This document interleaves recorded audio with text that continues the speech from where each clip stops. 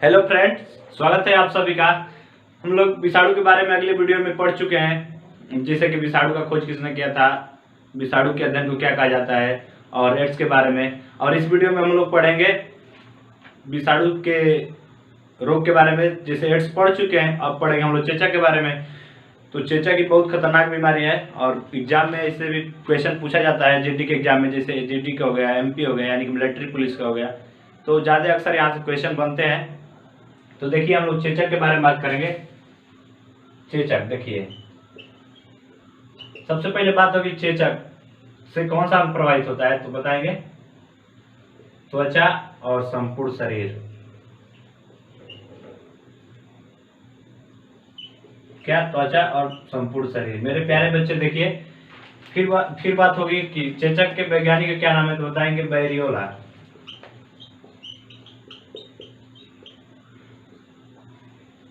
क्या? बैरियोला। देखिए मेरे प्यारे नौजवानों, किसी क्वेश्चन पूछा चेचक से प्रभावित अंग, तो बताएंगे त्वचा और संपूर्ण शरीर। उसके वैज्ञानिक का नाम तो बताएंगे बैरियोला। फिर बात होती है, देखिए WHO ने 1980 ईस्वी में चेचक को पूरे विश्व से खत्म कर दिया। देखिए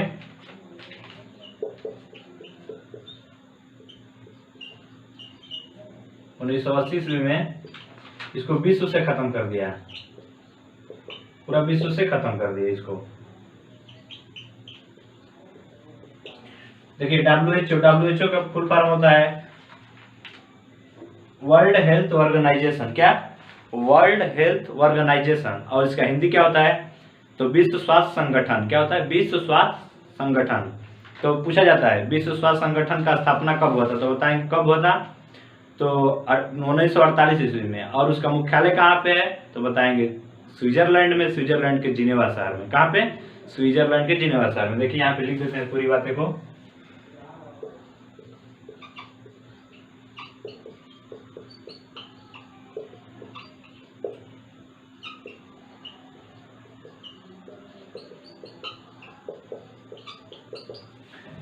विश्व स्वास्थ्य संगठन की स्थापना कब हुई थी, तो बताएंगे 1948 ईस्वी में। और कहाँ पे इसका मुख्यालय कहाँ पे है, देखिए मुख्यालय स्विट्जरलैंड,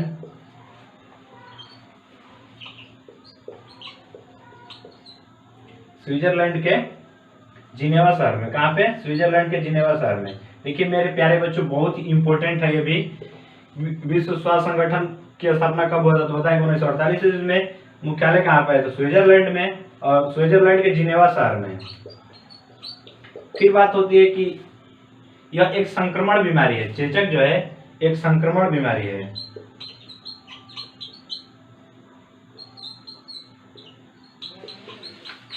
कैसी बीमारी है? संक्रमण बीमारी। इसी को हम लोग पास्क और लाल प्लेग बोलते हैं। क्या बोलते हैं? पास्क और लाल प्लेग।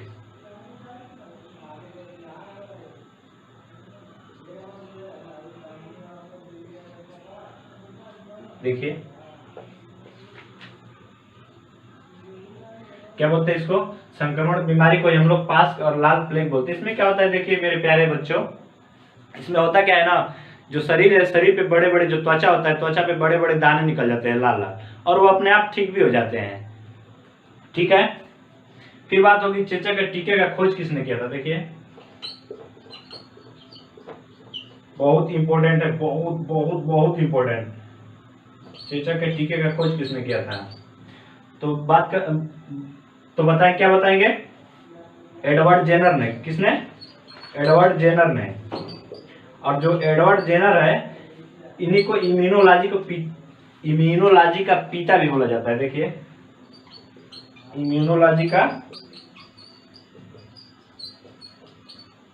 पिता भी बोला जाता है। तो देखिए क्वेश्चन कैसे पूछेगा कि इम्यूनोलॉजी का पिता किसे बोला जाता है, तो किसे बोला जाता है, तो एडवर्ड जेनर को। किसको? एडवर्ड जेनर को। ठीक है। और चेचक के टीके खोज किसने किया था, तो एडवर्ड जेनर ने। बातें क्लियर? फिर हम लोग की बात होगी पोलियो।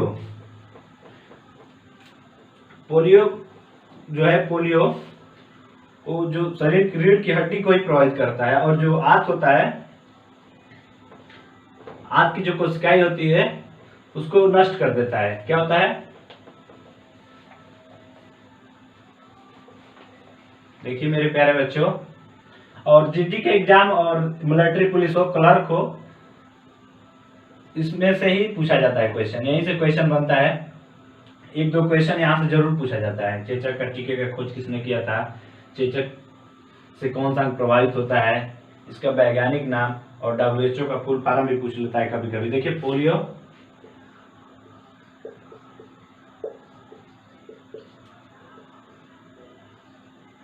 पोलियो जो होता है रीढ़ की हड्डी को प्रभावित करता है। किसको?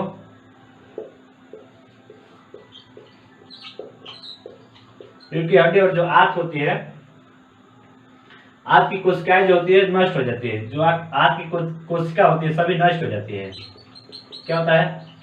आंत की कोशिकाएं नष्ट हो जाती है।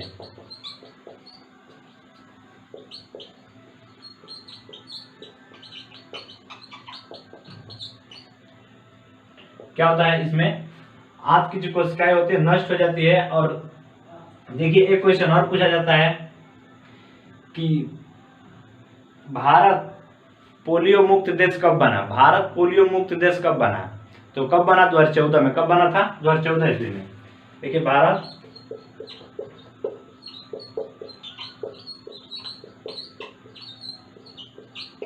पोलियो मुक्त देश कब बना था? तो 2014 ईस्वी में। कब बना था? 2014 ईस्वी में। और देखिए ये तंत्रिका तंत्र को भी प्रभावित करता है। किसको? तंत्रिका तंत्र को भी प्रभावित करता है। जो पोलियो होता है, पोलियो से तंत्रिका तंत्र भी प्रभावित होती है। और पोलियो ज्यादा अक्सर बच्चों में ही होता है। किसमें होता है? बच्चों में ही होता है। और पोलियो वैक्सीन का खोज देखिए, फिर यहाँ पे बात होगा पोलियो वैक्सीन। पोलियो वैक्सीन का खोज किसने किया था? तो किसने किया था? तो जॉन साल्क ने। और पोलियो ड्रॉप की खोज किसने किया था? तो बताएंगे एडवर्ड सेविन ने। किसने? एडवर्ड सेविन ने। देखिए कि यहाँ पे हम लोग की बात होगी पोलियो वैक्सीन की। तो पोलियो वैक्सीन की खोज किसने किया? तो जॉन साल्क। देखिए मेरे प्यारे बच्चों, मेरे प्यारे साथियों, देखिए कैसे क्वेश्चन पूछा जाता है एग्जाम में। तो पूछा जाएगा पहले कि पोलियो वैक्सीन का खोज किसने किया था? तो बताएंगे जॉन साल्क ने। पोलियो ड्रॉप, देखिए फिर बात होगी पोलियो ड्रॉप।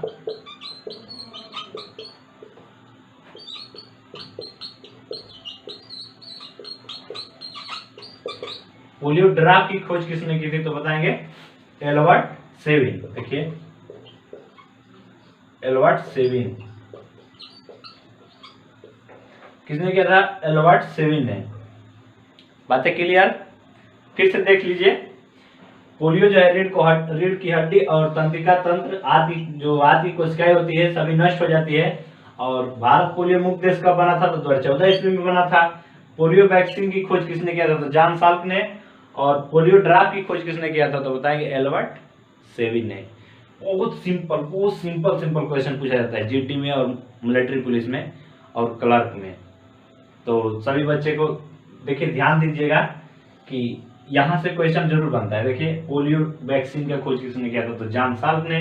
पोलियो ड्रॉप की खोज किसने किया था? तो एडवर्ड सेविन ने। फिर बात होगी हम लोग की डेंगू बुखार की। ये भी बहुत ही महत्वपूर्ण है। और एक बात और बता देता हूँ आप लोगों को, अगर कोई भी कहीं से भी कोई परेशानी हो या दिक्कत हो तो आप लोग कमेंट बॉक्स में पूछ सकते हैं। नहीं तो आप लोग बहुत शर्माते हैं, ऐसे जैसे घर में नई दुल्हन आती है वैसे आप लोग शर्माते हैं। तो ऐसे मत शर्माया करिए क्योंकि दिक्कत हो जाएगी आप लोगों के लिए। ठीक है, तो बात होगी हम लोग डेंगू बुखार की। देखिए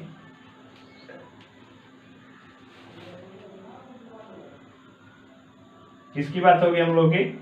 डेंगू बुखार की बात होगी। ये मच्छरों से फैलता है। देखिए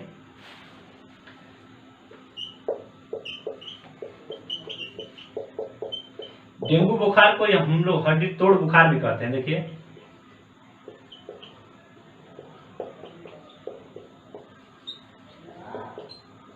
क्या कहते हैं इसको? हड्डी तोड़ बुखार भी कहते हैं। और ये अर्बो वायरस से होते हैं। किससे होते हैं? अर्बो वायरस से होते हैं। और जो एंडीज मच्छर होते हैं, एंडीज मच्छर के काटने से होते हैं। और एंडीज मच्छर को ही टाइगर मच्छर भी बोला जाता है। तो देखिए यहाँ से क्वेश्चन कैसे कैसे बनेगा, सारी बातों को हम लोग क्लियर करेंगे अच्छे से।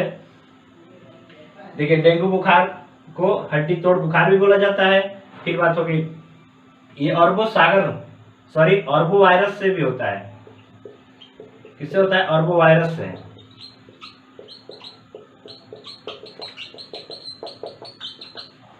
और जो एंडीज मच्छर होते हैं,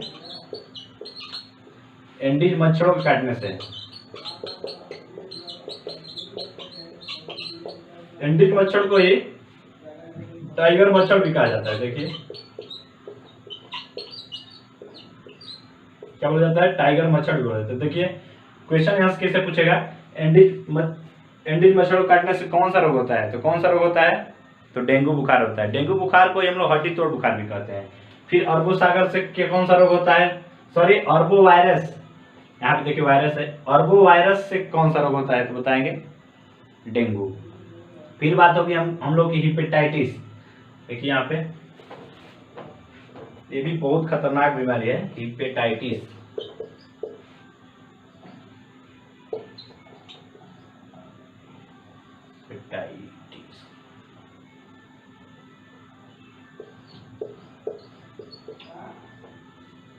हिपेटाइटिस को पीलिया बोला जाता है या जॉन्डिस बोला जाता है। क्या बोला जाता है? पीलिया या जॉन्डिस।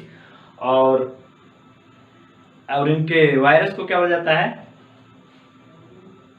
तो वायरस को देखिए सबसे पहले बात करते हैं हिपेटाइटिस। हिपेटाइटिस को हम लोग क्या बोलते हैं? पोलियो। साथ ही पीलिया बोला जाता है, पीलिया। और जॉन्डिस क्या बोला जाता है? जॉन्डिस। और ये कौन सा हमको प्रभावित करता है? तो यकृत। जो यकृत होता है पूरी तरह से बीमार हो जाती है, पूरी तरह से। जो यकृत होता है पूरी तरह से बीमार हो जाती है। बहुत खतरनाक बीमारी है यकृत को ही लीवर बोला जाता है। लीवर को ही प्रभावित करता है। देखिए तो पूछा क्वेश्चन कैसे बनेगा यहाँ से। देखिए मेरे प्यारे बच्चों, मेरे प्यारे साथी, मेरे प्यारे नौजवानों, देखिए यहाँ पे हिपेटाइटिस को ही पीलिया बोला। हिपेटाइटिस का अन्य नाम पूछेगा हिपेटाइटिस का अन्य नाम। तो क्या बताएंगे? पीलिया और जॉन्डिस। क्या? पीलिया और जॉन्डिस। और ये कौन सा हमको प्रभावित करता है? तो यकृत को। किसको? यकृत को। फिर बात देखिए यहाँ पे जो रक्त होता है, रक्त में पित्तवर्णक की मात्रा बढ़ जाती है, यानी कि अधिक हो जाती है। इसमें जो रक्त होता है, रक्त में पित्तवर्णक की मात्रा अधिक हो जाती है। क्या होती है मेरे प्यारे बच्चों? जो रक्त होता है, रक्त में पित्तवर्णक की मात्रा अधिक हो जाती है। फिर हम लोग की बात होगी हाइड्रोफोबिया। क्या? हाइड्रोफोबिया।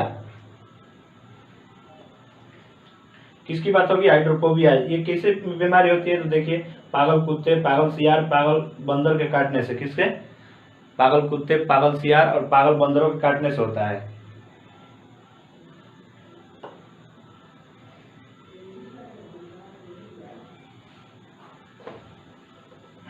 देखिए थोड़ा राइटिंग सही नहीं हो रहा है मेरा, तो थोड़ा सा एडजस्ट करिएगा, क्योंकि एडजस्ट करने वाला ही इतिहास रहता है। पता है आप लोगों को। लाइफ में जो एडजस्ट करना सीख गया ना मेरे प्यारे साथी, समझ लीजिए कि वो पूरी लाइफ कभी भी उसको कोई भी दिक्कतें नहीं होगी। ठीक है? वही एक दिन इतिहास रचेगा। तो आप लोग देश के सिपाही हैं, आप लोग की पूरा बातें पता ही है। तो देखिए हम लोग बात करेंगे हाइड्रोफोबिया। किसकी बात करेंगे? हाइड्रोफोबिया। बहुत ही खतरनाक बीमारी है और यहां से जरूर क्वेश्चन पूछा जाता है। हाइड्रोफोबिया को ही रेबीज बोला जाता है। देखिए तो पूछा जाएगा मेरे प्यारे बच्चे, हाइड्रोफोबिया का अन्य नाम क्या बताएंगे? रेबीज। क्या? रेबीज। और इसके जो वायरस होते हैं उसका क्या नाम होता है? लिसा। इसके वायरस का क्या नाम होता है? तो लिसा। पूछेगा हाइड्रोफोबिया का वैज्ञानिक नाम, तो बताएंगे लिसा। क्या बताएंगे? लिसा। फिर बात होगी जो पागल कुत्ता पागल सियार होते हैं, तो जहाँ जिस स्थान पे काट देते हैं उस स्थान पे कौन सा एसिड ला के धोना चाहिए, हम ये भी बता देते हैं। देखिए देखिए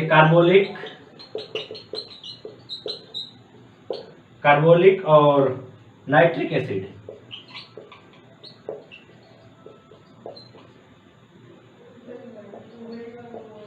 कौन सा? कार्बोलिक और नाइट्रिक एसिड और डिटॉल। जिस स्थान पे कुत्ता काटा रहता है उस स्थान पे लगा कर अच्छे से धो लेना चाहिए, नहीं तो फिर जो कुत्ते में पाए जाने वाले वायरस होते हैं अगर वो पूरे शरीर को प्रभावित कर देंगे तो कुत्ते की तरह बना देंगे। जिससे कुत्ता जैसे पागल कुत्ते होते हैं ना, इंसान को भी वैसा ही वेव करना पड़ेगा और वैसे ही वेव करने लगते हैं। तो देखिए मेरे प्यारे बच्चों, तो यहाँ से क्वेश्चन 3-4 क्वेश्चन यहाँ से बनता है, ठीक है। लेकिन पूछा जाता है, एक ही क्वेश्चन पूछा जाएगा कि हाइड्रोफोबिया का वैज्ञानिक नाम क्या होता है, लिसा होता है। हाइड्रोफोबिया का अन्य नाम क्या होता है, तो रेबीज। क्या होता है? सॉरी, रेबीज होता है। क्या होता है? रेबीज। फिर बात होगी रेबीज के टीका का खोज किसने किया। देखिए रेबीज के टीके की खोज, ये भी बहुत इम्पोर्टेंट है। रेबीज के टीके की खोज तो किसने किया? लुईस पास्कर ने। किसने? लुईस पास्कर। बहुत ही इंपॉर्टेंट क्वेश्चन है, देखिए बहुत इंपॉर्टेंट, बहुत ज्यादा इंपॉर्टेंट क्वेश्चन है। बहुत बार एग्जाम में पूछा जा चुका है। मिलिट्री पुलिस हो गया, क्लर्क हो गया और आर्मी चिट्ठी, तो आप लोग समझ ही रहे होंगे मेरे प्यारे बच्चे। देखिए मेरे प्यारे बच्चे, फिर क्या बात होती है और इससे जो अंग प्रभावित होता है, कौन सा अंग प्रभावित होता है? तंत्रिका तंत्र। कौन सा अंग प्रभावित होता है? तंत्रिका तंत्र। तो पूछा जाएगा कि हाइड्रोफोबिया से कौन सा अंग प्रभावित होता है, तो बताएंगे तंत्रिका तंत्र। कौन सा अंग? तंत्रिका तंत्र। बातें क्लियर? और देखिए यहाँ पे रेबीज के, चलिए आगे की बात होती है। देखिए स्वाइन फ्लू एक आता है बीमारी का नाम है स्वाइन फ्लू। ये भी विषाणु से फैलने वाला बीमारी है। क्या नाम है? Swine flu. स्वाइन फ्लू को H1N1 बोला जाता है। क्या बोला जाता है? H1N1। और ये सीधे श्वसन तंत्र से सीधे संपर्क में आता है। किसे? जो श्वसन तंत्र होता है इससे सीधे संपर्क में आते हैं। श्वसन तंत्र से सीधे संपर्क में आता है।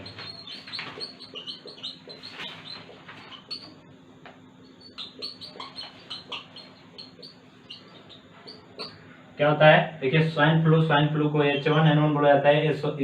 इससे कौन सा प्रभावित होता है? तो श्वसन तंत्र। यह बीमारी जो है श्वसन तंत्र से सीधे संपर्क में आता है। क्या होता है? श्वसन तंत्र में सीधे संपर्क में आता है, ठीक है। फिर एक और आता है इसमें, बर्ड फ्लू। क्या आता है? Bird flu. ये जो है मुर्गियों से फैलने वाली बीमारी है। इसको H5 और H1N1 बोला जाता है। क्या बोला जाता है? H5 और N1। ध्यान दीजिए, ये जो बीमारी है विषाणु से फैलने वाली विषाणु जनित बीमारी है। क्या है? विषाणु जनित बीमारी है। फिर देखिए बात होगी हम लोग की गलसुआ। गलसुआ को ही मॉप्स बोला जाता है। क्या बोला जाता है? गलसुआ को ही मॉप्स बोला जाता है। देखिए थोड़ा बड़ा बड़ा लिख रहे हैं मेरे प्यारे बच्चे, इसलिए कि आप लोग अच्छे से दिखे और अच्छे से आप लोग पढ़ सके, ठीक है। देखिए मेरे प्यारे नौजवानों, बात होगी हम लोग की अब गलसुआ की। देखिए गलसुआ ये भी बहुत ही महत्वपूर्ण है। गलसुआ को मॉप्स बोला जाता है। क्या बोला जाता है? मॉप्स बोला जाता है। क्या बोला जाता है? मॉप्स बोला जाता है। इससे कौन सा प्रभावित होता है, तो बताएंगे कौन सा प्रभावित होता है, तो लार ग्रंथि। कौन सा? लार ग्रंथि। तो देखिए मेरे प्यारे बच्चों, क्वेश्चन कैसे पूछेगा, ध्यान दीजिए अच्छे से। देखिए गलसुआ को ही मॉप्स बोला जाता है। क्या बोला जाता है? मॉप्स बोला जाता है। इससे कौन सा प्रभावित होता है, तो लार ग्रंथि। कौन सी ग्रंथि? लार ग्रंथि। और इसमें कौन सा टीका लगाया था? देखिए तो टेरामाइसिन का टीका लगाया था। टेरामाइसिन। देखिए टेरामाइसिन का टीका लगाया जाता है। तो क्वेश्चन पूछेगा गलसुआ से पीड़ित व्यक्ति को कौन सा टीका लगाया जाता है, तो कौन सा टीका लगाया जाता है, तो बताएंगे टेरामाइसिन। कौन सा? टेरामाइसिन। और फिर बात होगी हम लोग की, देखिए एक कान के नीचे पैरोटिड, एक कान होता है, कान के नीचे एक पैरोटिड ग्रंथि पाई जाती है, उसमें भी सूजन आ जाता है गलसुआ में, यहीं पे सूजन आ जाता है। तो जो पैरोटिड ग्रंथि होती है यहीं पे होती है, और जो जिस व्यक्ति को पकड़ लेता है गलसुआ हो जाता है तो उनका जो कान के नीचे थैरोटिड ग्रंथि होती है ना, उसमें सूजन आ जाता है, फूल जाता है। देखिएगा कहीं पे किसी का हुआ होगा तो आप लोग जरूर देखे होंगे। देखिए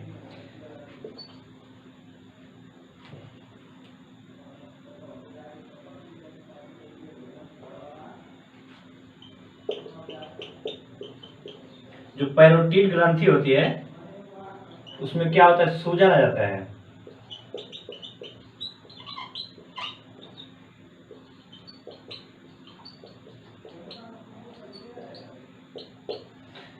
देखिए फिर इसी बात को फिर से हम लोग रिपीट कर देते हैं। गलसुआ को मप्स बोला जाता है, और गलसुआ से कौन सा अंग प्रभावित होता है, तो बताएंगे लार ग्रंथि होता है। और इसमें कौन सा टीका लगाया जाता है, तो टेरामाइसिन का टीका लगाया जाता है। और जो थैरोटिड ग्रंथि होती है उसमें सूजन आ जाता है।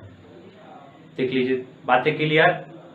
मेरे प्यारे बच्चों, मेरे प्यारे दोस्त, अगर कहीं भी किसी भी प्रकार की दिक्कत हो तो आप लोग कमेंट में जरूर पूछ सकते हैं, और उसका आंसर आप लोग को दिया जाएगा कमेंट में। अगर कमेंट नहीं कर सकते हैं तो आप लोग पर्सनली व्हाट्सएप पे आ जाइए और उस पर पूछ सकते हैं। तो हम लोग का वीडियो यहीं तक कंप्लीट होता है। और देखिए जीटी और मिलिट्री पुलिस हो गया, क्लर्क हो गया, इसमें ज़्यादा साइंस से ही पूछा जाता है, साइंस से ही ज़्यादा क्वेश्चन पूछा जाता है, तो इसीलिए साइंस स्टार्ट किया गया है। अगर आप लोग कहेंगे तो कोई और सब्जेक्ट स्टार्ट किया जाएगा। और जीएस में देखिए, जीएस में बहुत ज़्यादा सिलेबस है, जैसे इतिहास हो गया, भूगोल हो गया, जीव विज्ञान हो गया, रसायन विज्ञान हो गया, भौतिक विज्ञान हो गया, फिर संविधान हो गया, फिर से हम लोग का खेल कूद आ जाएगा, उसमें फिर और शास्त्र आ जाएगा। तो बहुत बड़ा सिलेबस है। तो देखिए जीटी और मिलिट्री पुलिस जो हो गया, क्लर्क हो गया, इसमें सबसे ज़्यादा क्वेश्चन साइंस से और संविधान से बनता है। तो हम सोच रहे हैं कि फिर अगली वीडियो में हम लोग संविधान का भी एक वीडियो बना के आप लोग को दिया जाए। और साइंस में जैसे ही जीव विज्ञान खत्म होगा, बायोलॉजी खत्म होगा, तुरंत हम लोग भौतिक विज्ञान चालू कर देंगे, यानी कि फिजिक्स चालू कर देंगे। ज़्यादातर फिजिक्स से भी क्वेश्चन बनता है इसमें, ठीक है। तो हम लोग का वीडियो यहीं तक कंप्लीट हो गया। वीडियो कैसा लगा आप लोग कमेंट करके जरूर बताइए, और वीडियो अच्छी लगी हो तो लाइक भी करना, सब्सक्राइब भी करना, और वीडियो को ज़्यादा से ज़्यादा शेयर भी करना, क्योंकि अपने दोस्तों में शेयर कर देंगे तो आपका दोस्त जो है वो भी पढ़ सकेंगे, ठीक है। बातें क्लियर। तो जय हिंद दोस्तों, बेस्ट ऑफ लक।